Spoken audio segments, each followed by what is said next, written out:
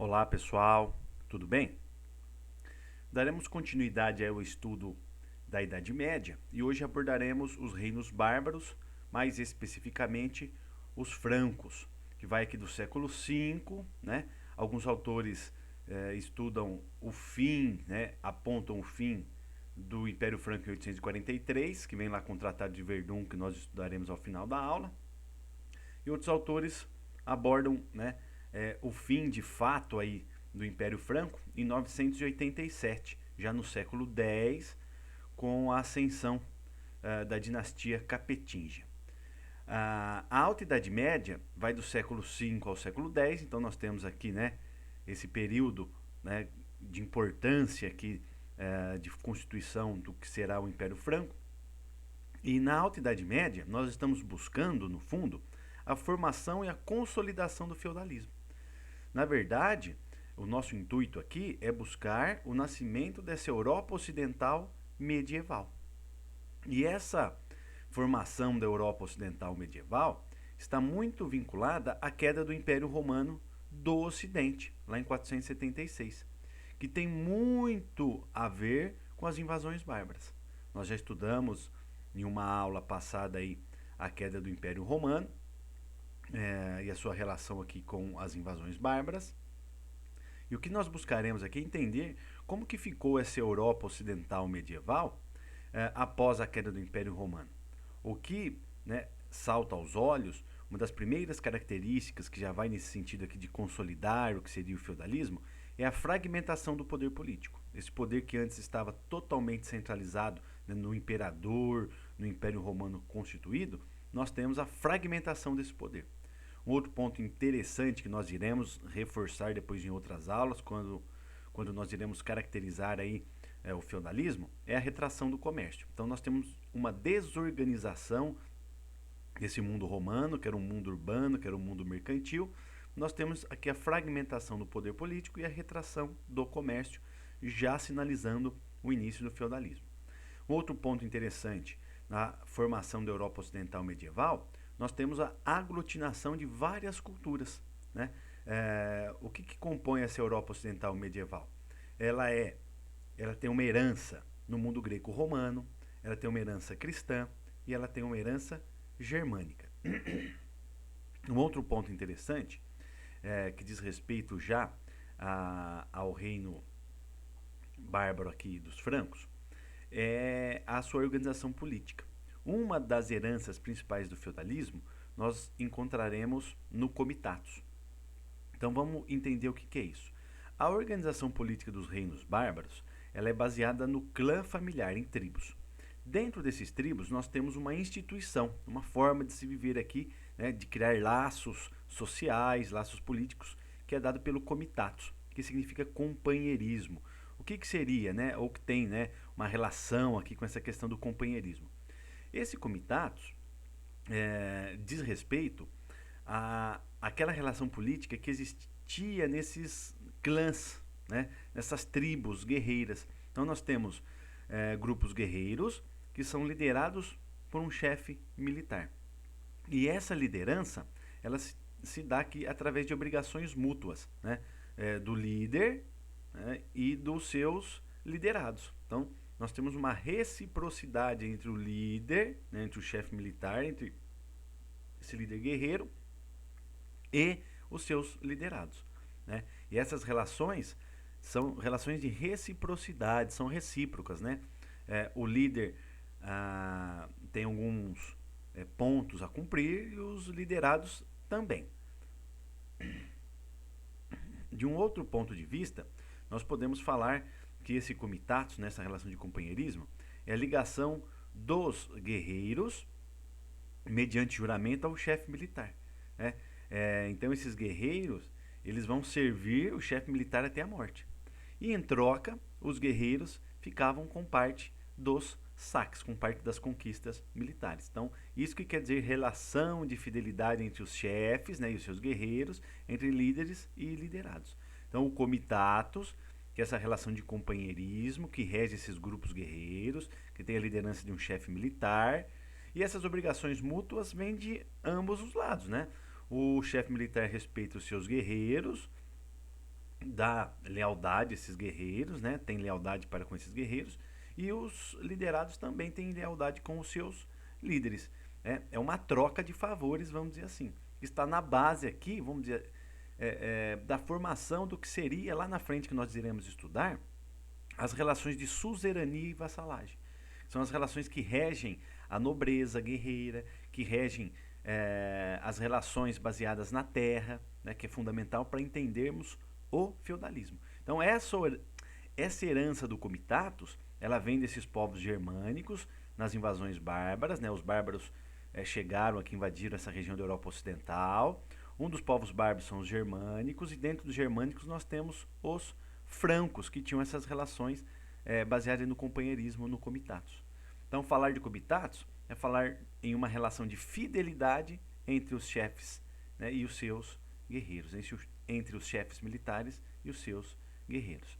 E sempre são obrigações militares, obrigações que incluem aí a questão militar, né, de servir o chefe até a morte lá no campo de batalha. Em troca, os guerreiros, né, aquele grupo seleto de guerreiros próximo ao chefe militar, recebe parte do saque, ou em dinheiro, em moedas, ou em terras, principalmente em terras, mulheres, escravos, comida, enfim. Tudo aquilo que tivesse valor nesse mundo aqui. Vale destacar agora o estudo do reino franco. Então, dentro dos reinos bárbaros, reinos cristãos bárbaros ou bárbaros cristãos, que são reinos, né, são povos que chegam na Europa Ocidental após, né, nesse declínio do mundo romano, e vão se transformando e vão se convertendo ao cristianismo. Então nós podemos falar que a origem dos francos, né, é um reino bárbaro que se cristianizou. E tem duas dinastias, e eles são germânicos, né? A origem é germânica, dos povos germânicos, e as dinastias são aquelas famílias, aqueles líderes que deixarão a sua descendência. Então nós temos dentro do reino franco duas dinastias, a Merovingia e a Carolíngia. Quando nós falamos da dinastia Merovingia, nós estamos falando daquela antiga região da Gália, que atualmente compreende a França, a Bélgica, parte da Alemanha e da Suíça. O fundador dessa dinastia foi o líder dos francos, do povo franco nesse momento, chamado Meroveu, por isso que veio o nome de dinastia Merovingia, de 411 até 458. Depois do Meroveu, nós temos a ascensão do primeiro rei merovingio de fato, do primeiro rei franco aqui, que é o Clovis I. Ele unificou os francos e expandiu o território, expandiu as fronteiras através de conquistas militares. E o dado interessante é que ele se converteu ao cristianismo e se aliou à igreja. Após o reinado do Clovis, nós temos o Dagoberto I, que foi o último rei merovingio poderoso aqui, ó. É o último grande rei merovingio. Depois, né, da sua morte aqui em 639, a partir de 640, a dinastia merovingia ela vai entrar em declínio. E nós teremos sucessivas divisões políticas. Aqui surge aquilo que nós chamamos de reis indolentes, de reis preguiçosos, de reis que nada fazem. Por quê? Esses reis vão deixar a sua função de governar para os chamados prefeitos do palácio, o major-domos. O que seriam esses prefeitos do palácio, esse major-domos? É uma forma de primeiro-ministro. Ele acaba assumindo a administração do território que comandava de forma quase independente. Então esses reis indolentes, esses reis preguiçosos, vão perdendo espaço para esses prefeitos do palácio. Então isso aqui é um sinal, né, de que não tínhamos reis poderosos após o Dagoberto I. E o interessante é que se destacam entre esses prefeitos do palácio, esse majordomos, o Carlos Martel e o Pepino o Breve. O Carlos Martel ele vai conter o avanço árabe na Batalha de Poitiers, em 732. O que seria isso? O Carlos Martel representando aí a cristandade, os exércitos da cristandade medieval, liderando aí os francos, ele vai conter o avanço dos árabes muçulmanos, né, dos islâmicos, que desde o século VII, século VIII, estava tomando toda aquela região ali do mar Mediterrâneo, do norte da África, e tinha entrado já na Península Ibérica, tinha dominado uma parte da Península Ibérica, ali no que seria mais tarde Portugal e Espanha. E na divisa ali entre a Espanha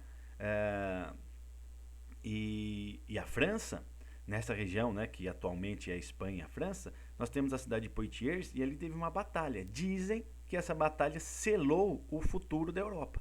Por quê? Se o Carlos Martel tivesse perdido essa batalha, talvez a Europa teria sido islamizada desde lá de trás. Então, ele, através, né, da montagem de um exército poderoso, representando a cristandade medieval, contém o avanço árabe, contém o avanço dos muçulmanos em direção à Europa e mantém a integridade aí do Reino Franco. O Pepino Breve, que é o sucessor, ele foi proclamado rei dos francos em 751 e aqui podemos dizer que foi, né, de fato a primeira investidura como soberano de um rei por determinação de um papa, de um pontífice. Então significa, né, mais uma vez aqui, essa questão da aproximação entre o poder político e o poder religioso que nós, né, percebemos desde a conversão do Clovis lá atrás ao cristianismo. Aqui fica evidente, com o Pepino Breve, essa aproximação, né, e o rei aqui é coroado, de fato, soberano, através de um papa. E daqui nasce o que a gente chama de patrimônio de São Pedro, né, dessa relação. O Pepino Breve, na região ali central da Itália, ele conquista territórios e doa para a igreja. Então isso a gente chama de patrimônio de São Pedro, que é essa regiãozinha aqui, os estados pontifícios, né, os estados da Igreja Católica Apostólica Romana. Então, olha só como que vai fragmentando o poder. Não temos mais o Império Romano. E essa fragmentação vai se acentuar aqui com o Tratado de Verdun. Então, se fragmentou lá com o fim do Império Romano. Houve uma tentativa de unificação aqui com o Reino Franco, que vai chegar ao ápice aqui com a dinastia carolíngia, que é a montagem do que a gente chama de Império Carolíngio. Então tende a uma centralização de novo, mas depois tem a dispersão com o Tratado de Verdun. Então é esse movimento que eu quero que vocês percebam. Existiu o Império Romano, tem as invasões bárbaras, a montagem de vários reinos bárbaros, e o reino bárbaro cristão mais importante é o Reino Franco, que pega toda aquela região que compõe a Europa, boa parte dessa Europa ocidental aí. Então vamos lá. A dinastia carolíngia é o filho do Pepino Breve, que o Carlos Magno, ele é coroado imperador do Ocidente em 800. Então, olha só o título que volta. O Carlos Magno é coroado imperador romano do Ocidente no ano 800. E ele é muito importante. Ele que, né, não só o Carlos Martel, mas o Carlos Magno, eles dão origem a essa dinastia carolíngia. São nomes que estão ligados à origem da dinastia carolíngia dentro do reino dos francos. E qual que é a importância do Carlos Magno, além de ser coroado imperador romano? De resgatar, desde 476 não tínhamos esse título na Europa. E com a participação da igreja e a importância, né, das realizações de Carlos Magno, ele volta a ser coroado imperador romano do Ocidente no ano de 800. Então estamos lá no século VIII, tentando resgatar as glórias aqui do Império Romano. E a importância do Carlos Magno é que ele vai ampliar a fronteira do Reino Franco através de uma série de campanhas militares. Essas campanhas militares fazem essa mutação do Reino Franco para o chamado Império Franco ou Império Carolíngio, que vai incorporar a maior parte da Europa Ocidental e Central. É uma vasta região que vai necessitar de uma eficiente administração. Ele cria essa figura, né, do Mínice, né, que são os inspetores reais, são enviados do rei, e ele cria também, além desses inspetores, né, para fiscalizar toda essa região, esse vasto império, ele cria também algumas divisões administrativas, que são as marcas, os ducados e os condados, que são postos fortificados nas regiões de fronteiras, sobretudo, não só, mas sobretudo nas fronteiras. E aí o Império Carolíngio passa a ser administrado pelos condes, né? Um condado tem um conde, um ducado tem um duque, e uma marca tem um marquês. São aqueles ajudantes, vamos dizer assim, do rei, do imperador aqui. E o que esses sujeitos fazem? Eles cobram impostos, aplicam multas, exercem o cumprimento das leis, cuidavam das fronteiras, principalmente tinham funções militares. Beleza? Então essa eficiência de administração surge aqui com o Carlos Magno e a criação de marcas, condados e ducados e da figura do Missi Dominiti. Um outro ponto interessante que surge aqui na dinastia carolíngia com Carlos Magno é o chamado Renascimento Carolíngio. O que significa? Nós temos, por conta dessa expansão, né, territorial, dessa riqueza que vai ser montada, um renascimento das artes, das letras, da religião e da cultura. E tem o apoio, né? Muitas vezes se faz por meio da própria instituição da Igreja Católica Apostólica Romana. Em alguns aspectos, é um renascimento que alguns falam de curta duração, não é aquele renascimento cultural que nós iremos estudar, mas já é uma prévia, porque já buscava valorizar as artes, as letras, a cultura, e a valorização através da cultura clássica, daquela herança do mundo greco-romano, que vai permear aqui, ó, essa aglutinação, né, que forma as bases da Europa medieval, que é, na verdade, as bases da Europa ocidental hoje. Se a dinastia carolíngia tendeu a esse ápice da centralização política, com a morte do Carlos Magno, nós temos o chamado Tratado de Verdun. Na verdade, depois que ele morre, né, o seu filho fica no poder, e depois que o Luís Piedoso morre, esse poder não se concentra mais. Então nós falamos que o Tratado de Verdun, ele desmembrou o Império Carolíngio. Ele enfraqueceu o poder central do rei. Assinala a decadência do Império Franco. E nós temos aqui o fortalecimento, o Tratado de Verdun fortalecendo, se enfraquece o poder do monarca, né, o poder central que está tentando resgatar o imperador lá do mundo romano, com a decadência do Império Franco através do Tratado de Verdun, que é a divisão aqui entre os herdeiros, os 3 filhos do Luís o Piedoso, nós temos o fortalecimento do poder local da nobreza feudal. Nesse sentido, quando a gente fala de fortalecimento do poder local da nobreza feudal, é ainda mais, né, é uma das principais características da fragmentação do poder político, que é uma das principais características do feudalismo. Então, essa baila da centralização ou não do poder, que acaba tendendo aqui através do Tratado de Verdun para descentralização política, que nós temos a estruturação do feudalismo. Então é muito comum falar que o Tratado de Verdun desmembrou o Império Carolíngio, enfraqueceu o poder central do rei, fortaleceu assim o poder local da nobreza feudal e promoveu, desta maneira, a estruturação do feudalismo. Então, o que era o Império Franco, ele vai sendo fragmentado. E essa fragmentação política é o que vai criando, né, o que a gente vai chamar depois de senhores feudais. O poder, né, dessa nobreza feudal é um poder local, né, que a gente vai discutir isso na aula sobre as características do feudalismo. Pessoal, espero que tenham gostado. Um abraço.